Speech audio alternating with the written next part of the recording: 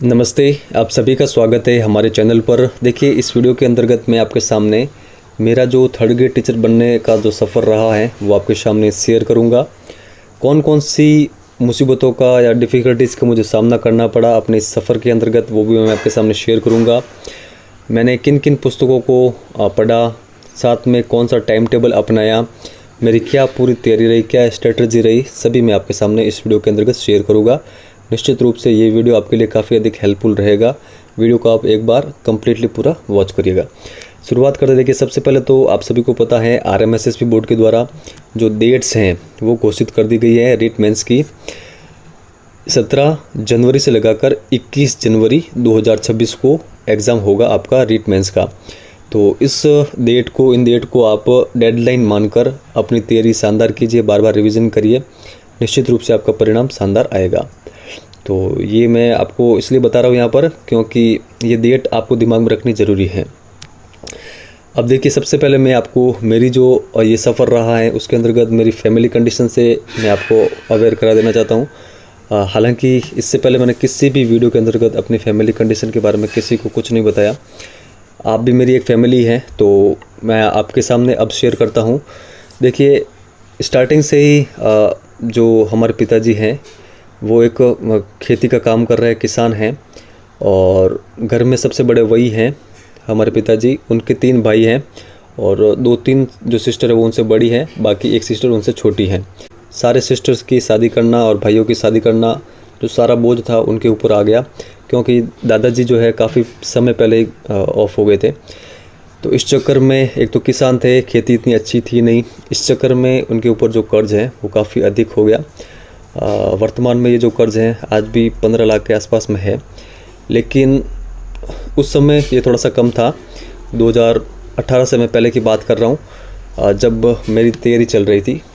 तो उस समय फिर भी मुझे लगा कि जो ये कर्ज हैं काफ़ी अधिक हैं, अगर नहीं संभले तो आगे जाके शायद पढ़ाई छोड़नी भी सकती है, और पढ़ाई छोड़ने के बाद में अपना कहीं ना कहीं हाथ पैर मारने पड़ेंगे। तो उस चक्कर में मैंने सोचा कि कुछ ना कुछ तो मुझे करना होगा। तो फिर 2018 में मैंने जो YouTube का चैनल है वो खोला। मैं केवल वीडियो अपलोड करता गया और बाद में मोनेटाइजेशन हो गया। YouTube से इतनी इनकम हो गई कि जो मेरी एजुकेशन है वो कंटिन्यू रूप से चल सके। तो इसके साथ में ही 2018 में मैं रीट का जो एग्ज़ाम हुआ था, वो जो रीट का एग्ज़ाम है वो देने भी गया था। ये जोधपुर के अंतर्गत हुआ था, आज भी मुझे याद है। इस एग्ज़ाम के अंतर्गत मेरे 150 में से 92 जो प्रश्न हैं वो सही हुए थे, यानी जो सर्टिफिकेट मेरा इशू हुआ था उस समय, लेकिन मैं लेने नहीं गया था, तो मैं आपके सामने वो शेयर नहीं कर पाऊँगा। बाकी जितने भी रीट के सर्टिफिकेट है वो मैं आपको इस वीडियो में शेयर करूँगा, जस्ट इसके आगे ही हैं। उसके बाद में मुझे लगा कि यार जो है रीट के अंतर्गत अपन अच्छा कर सकते हैं। बिना तैयारी के 92 मेरे सही हुए थे, तो मैंने कहा तैयारी करके हम और भी अच्छा कर सकते हैं। तो उसके बाद में मैंने वापस रीट की तैयारी है वो शुरू की। 2019 में मेरे जो बीएड है वो कंप्लीट हुई थी, तो मैं तैयारी करता गया। बाद में कोरोना के चक्कर में जो रीट की डेट आई कि आ जाए, मतलब अब एग्ज़ाम होगा, तो उस चक्कर में आगे बढ़ती गई और अपनी जो तैयारी वो चलती रही। फाइनली 2021 के अंतर्गत रीट का जो एग्ज़ाम है वो कंडक्ट हुआ। 2021 का ये जो हमारा एग्ज़ाम हुआ था, जिसके अंतर्गत जो लेवल 2 है, लेवल 2 की वैकेंसी कैंसिल कर दी गई थी। तो उसके अंतर्गत मेरे जो हैं 150 में से 133 प्रश्न सही हुए थे, और घर वालों को, मुझे सभी को काफ़ी अधिक उम्मीद थी कि इस भर्ती में अपना सिलेक्शन हो जाएगा। लेकिन कुछ ही समय बाद में मुख्यमंत्री जी के द्वारा घोषणा कर दी गई कि इस भर्ती को कैंसिल किया जाता है, क्योंकि इसके अंतर्गत काफ़ी अधिक धांधलियाँ हुई हैं। तो सभी को काफ़ी अधिक आहत लगा, लेकिन फिर भी मैंने जो है अपनी तैयारी को छोड़ा नहीं, कंटिन्यू रूप से उसको जारी रखा। तो उसके बाद में देखिए, अपना जो वापस ये जो पूरा पैटर्न बदल गया रीट का। उसके अंतर्गत बाद में रीट को तो पात्रता का जो है इसको घोषित कर दिया गया। उसके बाद में रीट मेंस का एग्ज़ाम हुआ, तो फिर मैंने वापस जो रीट पात्रता का एग्ज़ाम दिया 2022 के अंतर्गत, जो कि शायद जुलाई के अंतर्गत हुआ था। यहाँ पर ये देखिए डेट भी दे रखी है, 23 जुलाई 2022 को हमारा एग्ज़ाम हुआ था। फर्स्ट पारी का जो पेपर है वो मैंने दिया था। जो कि काफ़ी अधिक हार्ड था बाकी सारे जो पेपर हुए थे उनमें से। तो उस पेपर के अंतर्गत जो मेरे 150 में से काट पीट के बचे, वो बचे 119.81। शायद इसके अंतर्गत, क्योंकि ये पेपर सबसे हार्ड था, बाकी सिंपल थे, तो नॉर्मलाइजेशन हुआ था। इस चक्कर में शायद ये जो पॉइंटों में ये नंबर आए हैं, बाकी पॉइंटों में आते नहीं हैं। तो 119.81 आप 120 मान लीजिए, 150 में से 120 आए पात्रता वाले एग्ज़ाम के अंतर्गत 2022 में। हालांकि इस पात्रता के लिए मैंने कुछ स्पेशल तैयारी नहीं की थी, क्योंकि मुझे पता था कि पात्रता तो अपनी क्लियर हो जाएगी। उस समय मैं क्या कर रहा था कि स्कूल व्याख्याता की भर्ती आई हुई थी और मैं सोच रहा था कि मुझे स्कूल व्याख्याता की तैयारी करनी चाहिए। तो इस एग्ज़ाम को देने के बाद में मैं स्कूल व्याख्याता की तैयारी के अंतर्गत लग गया। यानी आप समझ लीजिए कि जो 8वां महीना है अगस्त से ही मैंने तैयारी शुरू कर दी। अगस्त, सितंबर और 15 अक्टूबर को हमारा फर्स्ट ग्रेड का एग्ज़ाम हुआ था। फर्स्ट ग्रेड के अंतर्गत इतने कम समय में सिलेक्शन ले पाना काफ़ी अधिक मुश्किल होता है, मेरा भी नहीं हुआ। उसके बाद में कंप्लीटली रूप से मैं काफ़ी अधिक आहत हुआ। फर्स्ट ग्रेड एग्ज़ाम में मैं कुछ प्रश्नों से पीछे रह गया, तो 10-15 दिन मेरे दिमाग में काफ़ी अधिक ये चिंता रही कि थोड़ा सा और समय देकर तैयारी कर लेते तो अच्छा होता। लेकिन बाद में मैंने सोचा कि फर्स्ट ग्रेड तो हाथ से गई, अगर तैयारी नहीं की तो थर्ड ग्रेड की जो ये वैकेंसी है, जो जिसके अंतर्गत कम से कम 4 महीने मेरे पास थे, नवंबर, दिसंबर, जनवरी और फरवरी एंडिंग में एग्ज़ाम थे, तो कम्प्लीटली रूप से 4 महीने का समय मुझे मिला था। आपके पास में अभी काफ़ी अधिक समय है, अगर आप शानदार तैयारी करें तो निश्चित रूप से आप काफ़ी अच्छा कर सकते हैं। तो 4 महीने के अंतर्गत फिर मैंने 1 नवंबर से ही जो रीट मेंस की तैयारी है वो शुरू की। अब देखिए, इसके अंतर्गत मेरे सामने 2 ऑप्शन थे, एक था एसएसटी का और एक था इंग्लिश का। तो मैंने, क्योंकि नौकरी सबके लिए ज़रूरी है, फैमिली कंडीशन भी काफ़ी अधिक ख़राब है, तो मैंने सोचा कि पद भी मायने करते हैं, तो पद को देखते हुए फिर मैंने इंग्लिश से तैयारी की थी रीट मेंस के अंतर्गत। एसएस के अंतर्गत भी 4-4.5 हज़ार पद थे, अच्छे पद थे, लेकिन उससे लगभग डबल थे इंग्लिश के अंतर्गत। तो मैंने इंग्लिश से फिर अपनी तैयारी की। इंग्लिश मेरे लिए उस समय कम्प्लीटली रूप से एक नया सब्जेक्ट था। मेरा इंग्लिश में ना मुझे उस समय टेंस आते थे, ना एक्टिव पैसिव नरेशन, कुछ भी नहीं आता था, लेकिन सब मैंने 4 महीने के अंतर्गत ही कवर किया। और टेंस के, एक्टिव पैसिव नरेशन, इन सब के प्रश्न मेरे सही हुए थे। तो ये 4 महीने की जो मेरी मेहनत है और परमात्मा की कृपा है, उसके बदौलत मेरा सिलेक्शन हो गया। देखिए, जो रिज़ल्ट आया था, रिज़ल्ट के अंतर्गत मेरे मार्क्स आए थे रीट मेंस के अंतर्गत 200.9, लेकिन हाल ही में वापस जो रिज़ल्ट है उसको रिवाइज़ किया गया है। कुछ समय हुआ है, अभी शायद 1 महीना हुआ है। तो जो रिज़ल्ट वापस रिवाइज़ हुआ है उसके अंतर्गत प्रश्नों के अंतर्गत वापस फेरबदल हुए हैं। तो इसके अंतर्गत जो मेरे मार्क्स है वो थोड़े से कम हुए हैं, 199.55, और जो हमारी कट ऑफ रही थी वो रही थी 196.9। तो मुझे लग रहा है कि ये उससे काफ़ी अधिक ऊपर है। हालांकि जो अब इंग्लिश के अंतर्गत कट ऑफ आई है 2 गुना की, वो पिछली कट ऑफ से शायद 1 नंबर कम है। ओबीसी की मैं बात कर रहा हूँ, तो 1 नंबर कम है। तो इस हिसाब से तो ये 195 या फिर ओनली 196 ही होनी चाहिए, तो उस हिसाब से भी सेफ़ है। तो ये जो पूरा है मेरे सफ़र का परिणाम रहा है, जो कि आपके सामने है। इसमें भी देखिए, ये जो नंबर आपको दिख रहे हैं 200, 200.9 या फिर 199, ये कम से कम 210 के आसपास में हो सकते थे। कुछ ऐसे प्रश्न जो मुझे बहुत अच्छे तरीके से आते थे, लेकिन क्योंकि 4 महीने का कम समय, इंग्लिश पूरा नया सब्जेक्ट, तो उस समय दिमाग पर इतना अधिक प्रेशर था कि आप पूछो मत, वो केवल मुझे ही पता है। और आपने भी किसी भी एग्ज़ाम की अच्छे से तैयारी की है, उस समय किस प्रकार का प्रेशर होता है वो आपको भलीभूत पता है। तो उसी प्रकार के प्रेशर के कारण मेरे से काफ़ी, मतलब 3-4 प्रश्न या फिर 5 प्रश्न गलत हो गए, तो उस कारण फिर ये जो है स्कोर रहा। तो इसके अलावा अब देखिए, मैं आपके सामने शेयर करने वाला हूँ बुक लिस्ट जो मैंने पढ़ी थी।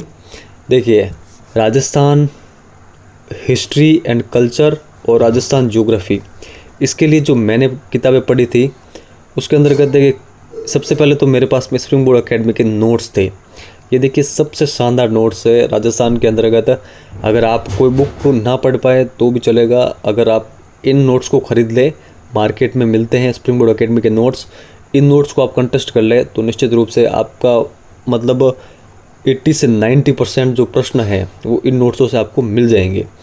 मतलब अच्छे से अच्छा प्रश्न होगा ना, वो भी आपको इन नोट से मिल जाएगा। तो मैंने तो यही पढ़ा था, मुझे रिजल्ट देखने को मिला। इसके अलावा भी मैंने राजस्थान जीके के लिए केवल जो एनसीईआरटी और आरबीएससी का जो मैटर मैंने यूट्यूब पर कवर करवाया था वो एमसीक्यूज देखे थे बस, इसके अलावा मैंने कुछ नहीं देखा था। इंग्लिश जो मेरा सब्जेक्ट था, इंग्लिश के अंतर्गत मैंने जो मेरे खुद के नोट्स थे, जो मैंने यूट्यूब से वीडियो देखकर टेंस के, एक्टिव पैसिव नरेशन के उतारे थे, और कुछ एक शायद कोर्स भी लिया था, वहाँ से देखकर मतलब जो भी नोट्स उतारे थे उन नोट्सों को पढ़ा। इसके अलावा एक एमसीक्यूज आती है, दिशा की एमसीक्यूज की एक बुक आती है, जिसके अंतर्गत जितने भी एग्ज़ाम हुए उनमें जो प्रश्न आए हुए हैं, इस किताब को मैंने देखा था। तो ये दो मेरे खुद के नोट्स और दिशा वाली जो किताब है ये मैंने अपने सब्जेक्ट के लिए देखी थी। देखिए, आप एक चीज़ ज़रूर ध्यान रखिएगा, एक मैटर के लिए आप अगर एक पुस्तक रखेंगे तो आप फ़ायदे में रहेंगे, बार बार उनका रिवीजन कर पाएंगे और वो आपके एग्ज़ाम में काफ़ी अधिक काम आएगी। इसके अलावा देखिए, जो राजस्थान का सामान्य ज्ञान है, शैक्षिक परिदृश्य हैं, इसके लिए मैंने जो पुस्तक पढ़ी थी वो दीनदयाल पब्लिकेशन की आती है।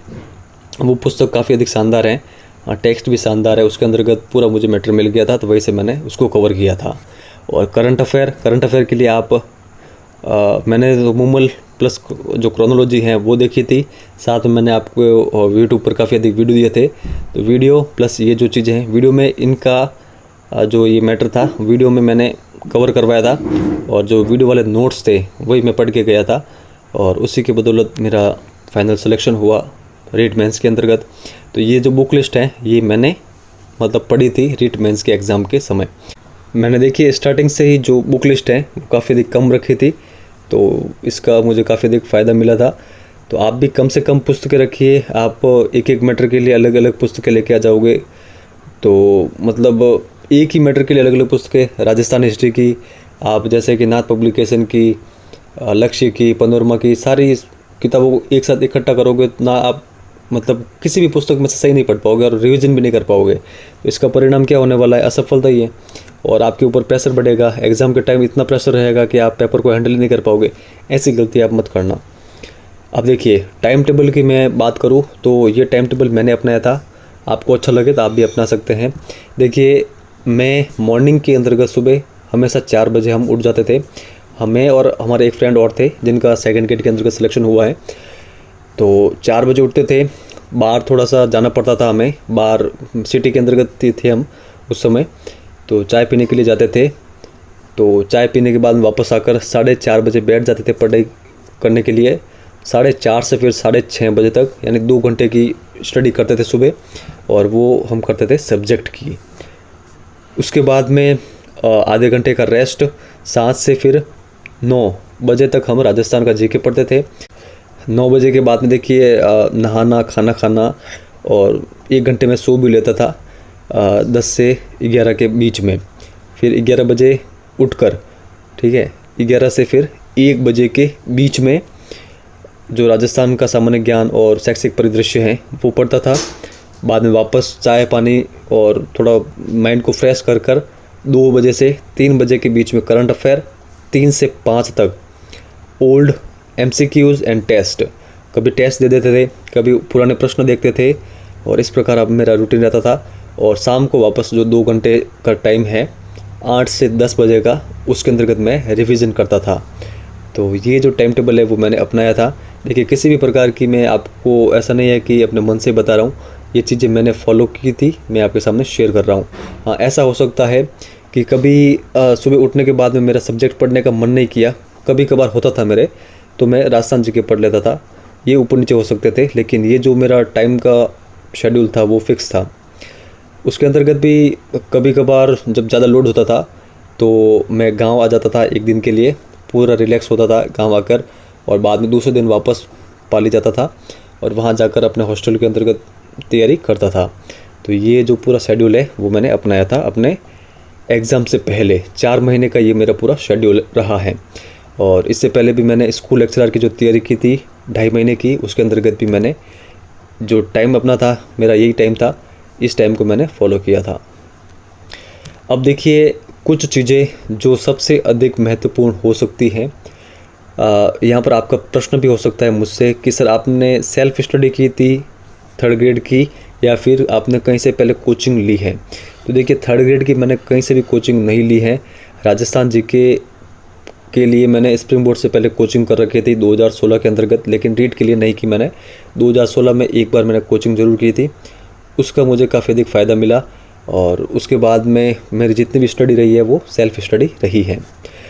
इसके अलावा आप एक चीज़ ज़रूर ये ध्यान रखिएगा कि आपको जो कोई भी मैटर हो, ठीक है, एक मैटर वन मैटर, उसके लिए आपको हमेशा एक बुक ही रखनी है, तो ही आप मतलब काफ़ी अच्छा कर पाएंगे। इसके अलावा एनसीईआरटी और आरबीएससी के जो एमसीक्यूज़ हैं वो आपको ज़रूर देखने चाहिए। अब तो देखिए मार्केट के अंतर्गत 100-200 रुपये के अंदर किताबें भी मिलने लग गई है एनसीईआरटी एमसीक्यूज़ की, आरबीएससी के एमसीक्यूज़ की, तो वो आप लेकर उनको मतलब पढ़ सकते हैं। इसके अलावा पुराने प्रश्न पत्रों के तो आपको प्रश्न देखने ही देखने हैं। इसके अलावा कोई ऑफलाइन टेस्ट सीरीज आपके आसपास में कहीं भी ऑफलाइन टेस्ट सीरीज हो तो वो आप ज़रूर दें। मैंने रीट एग्ज़ाम 2021 जो एग्ज़ाम हुआ था, आप उससे पहले एक साल मान लीजिए 2020 से लगाकर जो 2023 तक अपना ये एग्ज़ाम हुआ, वहाँ तक मैंने लगभग 100 से अधिक ऑफलाइन टेस्ट दिए होंगे थर्ड ग्रेड एग्ज़ाम के, ठीक है। पहले रीट पात्रता के मतलब जो रीट का एग्ज़ाम होता था उसके अकॉर्डिंग, बाद में रीट मेंस के अकॉर्डिंग, तो सबको मिलाकर लगभग 100 से अधिक मैंने टेस्ट दिए होंगे। तो कहीं ना कहीं हमें फ़ायदा मिलता ही है इन सारी चीज़ों का। और एक चीज़ है कि आप जितना अधिक बार रिवीजन करेंगे आपकी सफलता के चांस जो हैं वो उतने ही अधिक बढ़ेंगे। अब अधिक रिवीजन के लिए आपको क्या करना होगा, मैंने एक चीज़ यहाँ पर लिखी नहीं है, वो सबसे अधिक इम्पोर्टेंट है, वो है आपके शॉर्ट नोट्स। शॉर्ट नोट्स सबसे अधिक इम्पोर्टेंट है। अगर आपको मैटर को बार बार रिवाइज करना है तो आपके पास में शॉर्ट नोट्स होने चाहिए। जो शॉर्ट नोट्स मैंने बनाए थे वो मैं आपके सामने मतलब शेयर करता रहूँगा। कोई नई सीरीज स्टार्ट करने की मैं यहाँ पर आपसे नहीं कह रहा हूँ। मुझे जो लगेगा कि हाँ ये इम्पोर्टेंट मैंने शॉर्ट नोट्स बनाए थे, काफ़ी अधिक प्रश्न इससे आए हैं, तो वो मैं आपके लिए वीडियो बना के इस चैनल पर अपलोड कर दूँगा। तो ये देखिए पूरा मेरा सफ़र रहा, इस तरह मैंने मतलब जो सफलता है वो प्राप्त की। और आप भी देखिए अगर कंटिन्यू रूप से इन 10 महीनों के लिए लगे रहे, मतलब एकदम कंसिस्टेंस रहे, तो निश्चित रूप से आपका सिलेक्शन होगा। तो ये मेरा पूरा सफ़र रहा है। अगर देखिए आपने ये वाली वीडियो जो है वो नहीं देखी है तो आप ज़रूर देखिएगा, आपको काफ़ी अधिक मोटिवेशन मिलेगा कि आपको थर्ड ग्रेड की तैयारी क्यों करनी है। 8वां वेतन आयोग सरकार के द्वारा जिसकी घोषणा कर दी गई है कि हम इसको 1 जनवरी 2026 से लागू करने वाले हैं, तो उस समय थर्ड ग्रेड टीचर्स की सैलरी क्या रहेगी, इसका जो डिटेल वीडियो है वो मैंने इस चैनल के ऊपर अपलोड कर रखा है।